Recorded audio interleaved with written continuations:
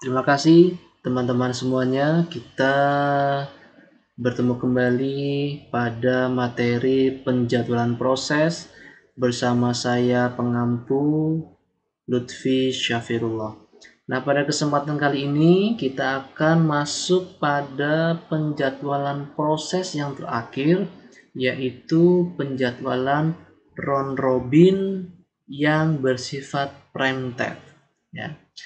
Nah, secara garis besar, penjadwalan round robin ini hampir mirip dengan penjadwalan FIFO atau penjadwalan first come first serve ya. Di mana penjadwalan FIFO itu mengeksekusi proses sesuai dengan waktu kedatangannya. Nah, bedanya kalau dalam round robin proses tersebut bisa kita interupsi dengan proses lainnya selama apa? Selama prosesor memberikan nilai quantum time. Ya. Nah, quantum time ini adalah jatah waktu yang diberikan oleh prosesor kepada semua proses di dalam antrian. Ya. Jadi, cara mengerjakan round robin yang pertama, lihat waktu kedatangan proses. Karena waktu kedatangan proses ini menunjukkan urutan proses yang harus dikerjakan, lalu lihat burst time-nya. Burst time ini harus kita bandingkan dengan nilai quantum time-nya. Selama burst time memiliki nilai lebih besar dari quantum time-nya, maka proses tersebut hanya bisa dieksekusi sesuai dengan nilai quantum time-nya. Kalau lebih besar, berarti dia memiliki sisa. Nah, sisanya diurutkan pada antrian paling belakang setelah urutan proses ini selesai. Ya, mari kita lihat. Nah, di sini ya kita sudah membuat sebuah tabel. Ya, kita langsung saja eksekusi.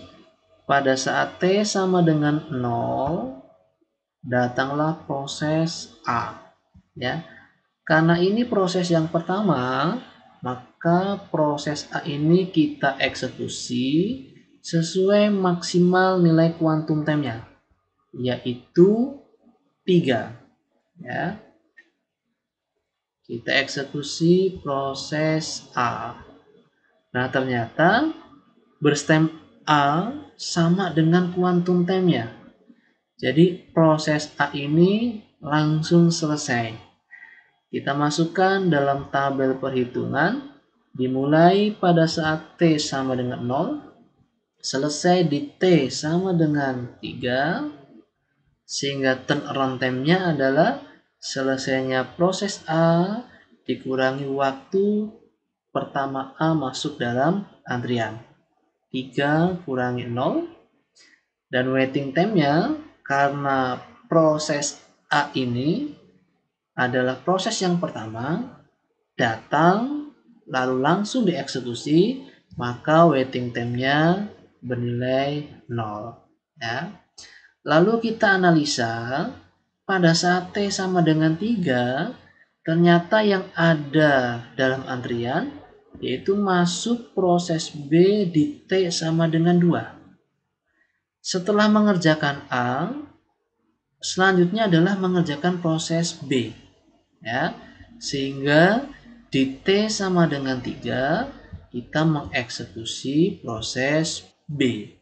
Tapi yang dieksekusi sesuai maksimal nilai quantum time-nya. Jadi kalau burst time-nya 6, kita eksekusi hanya 3 terlebih dahulu. Ya. Proses B kita eksekusi.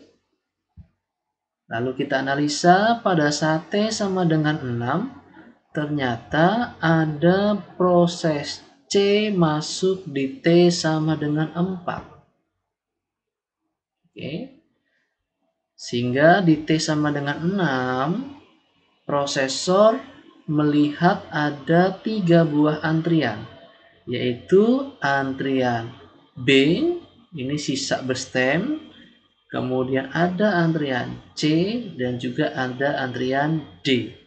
Tapi ingat, setelah proses B, maka kita dahulukan proses C, karena C masuk dalam antrian terlebih dahulu. Ya, kita eksekusi proses C maksimal 3 sesuai kuantumnya. Lalu dianalisa pada saat T sama dengan 9, ternyata datanglah proses E di T sama dengan 6. E di T sama dengan 8. Sehingga di T sama dengan 6, ya. Di T sama dengan 6 ini ada 4 buah proses yang menunggu dieksekusi oleh prosesor, ya. Namun kita dahulukan proses D sesuai dengan waktu kedatangannya, ya. Proses D kita eksekusi, ya, sesuai dengan nilai kuantum time-nya. Oke. Kita kerjakan D terlebih dahulu. Lalu setelah selesai, pada saat T sama dengan 12, ada 4 proses yang menunggu dieksekusi prosesor. Ya, ingat setelah D, kita mengerjakan proses E sesuai urutan kedatangannya. Ya. Nah, proses E ini berstemnya sama dengan 2. Kalau nilai berstem lebih kecil dari quantum time, tidak menjadi masalah gitu ya. Jika nilai berstem lebih kecil atau sama dengan nilai quantum time-nya, itu tidak menjadi masalah, ya. Sehingga kita eksekusi proses E, dan ternyata proses E ini langsung selesai, ya. Sehingga kita masukkan dalam tabel perhitungan, ya, E, ya, masuk atau pertama dikerjakan pada saat T sama dengan 12, selesai di T sama dengan 14, turnaround time-nya berarti 14 dikurangi pertama kali E masuk dalam antrian, ya. 14 dikurangi 8 sama dengan 6. Berapa lama proses E menunggu untuk dieksekusi? Yaitu masuk di T sama dengan 8, baru dieksekusi di T sama dengan 12. Sehingga waiting time-nya sama dengan 4. Ya. Nah, pada saat T sama dengan 14, ya, maka round robin akan mendahulukan proses A. Tapi karena proses A tidak memiliki sisa berstem, maka berikutnya adalah mengerjakan proses B. Ya. Proses B kita eksekusi. Ya. Ternyata B selesai. Ya. Kita bisa memasukkan analisanya pada tabel perhitungan. Ya. Proses B pertama dieksekusi di T sama dengan 3, lalu selesai di T sama dengan 17. Ya. Maka turnaround time-nya adalah selesainya proses B dikurangi pertama kali B masuk dalam antrian. 17 dikurangi 2 sama dengan 15. Berapa waiting time-nya? Nah, di sini proses B terpecah menjadi dua buah keping proses. Kita lihat keping proses yang pertama. B ini masuk di antrian pada saat T sama dengan 2, baru dieksekusi pada saat T sama dengan 3. Berarti kepingan yang pertama menunggu selama 1 satuan waktu. Ya. Ketika selesai di T sama dengan 6, proses B ini memberikan sisa berstem. Ya. Nah, sisa berstem ini dia menjadi antrian untuk proses keping B yang kedua. Ya. Berarti menunggu di T sama dengan 6 baru dieksekusi di T sama dengan 14. Ya, sehingga waiting time-nya sama dengan 14 dikurangi 6 sama dengan 8. Sehingga proses B itu waiting time-nya sama dengan 9, yaitu waiting time untuk kepingan proses B yang pertama ditambah waiting time untuk kepingan proses yang kedua. Nah, di sini harus berhati-hati ya. Ketika sebuah proses diinterupsi, dipecah, maka akan memberikan nilai waiting time yang berbeda-beda ya, sesuai dengan kepingan proses yang kita pecah. Nah, berikutnya pada saat T sama dengan 17, tinggal 2 buah proses di dalam antrian. Maka setelah B, kita mengutamakan proses C. Ya, kita eksekusi C, dan ternyata C langsung selesai. Sehingga kita bisa masukkan analisa perhitungan C di dalam tabel. Ya. Dieksekusi pertama kali di T sama dengan 6, lalu selesai di T sama dengan 18, sehingga waiting time-nya adalah 18 dikurangi pertama kali C masuk dalam antrian, yaitu di T sama dengan 4. 18 dikurangi 4. Oke. Nah, kita lihat ternyata proses C ini juga kita pecah menjadi 2 buah keping proses. Ya.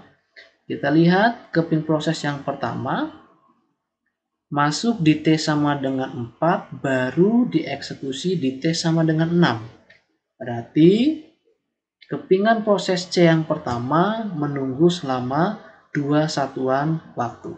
Ya. Ketika mengerjakan C dan berhenti di T sama dengan 9, maka sisa berstem C ini menjadi antrian untuk kepingan proses C yang kedua. Ya. Nah, di sini 9 ya, masuk dalam antrian di T sama dengan 9, baru dieksekusi di T sama dengan 17. Sehingga menunggu selama ya 8 satuan waktu. Kita hitung ya. 1, 2, 3, 4, 5, 6, 7, 8. Ya. Sehingga total waktu tunggu untuk proses C itu sama dengan 10. Ya. Nah, terakhir pada saat T sama dengan 18, nah, kita kerjakan proses D, di mana berstemnya sama dengan 2. Ya, proses D ini selesai, kita masukkan D dalam tabel perhitungan. Ya, dikerjakan pertama kali pada saat T sama dengan 19,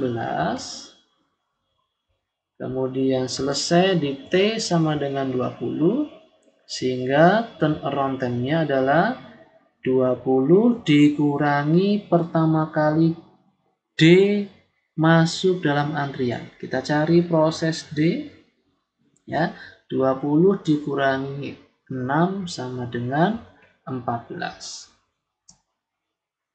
Nah, kita lihat waiting time-nya, ya.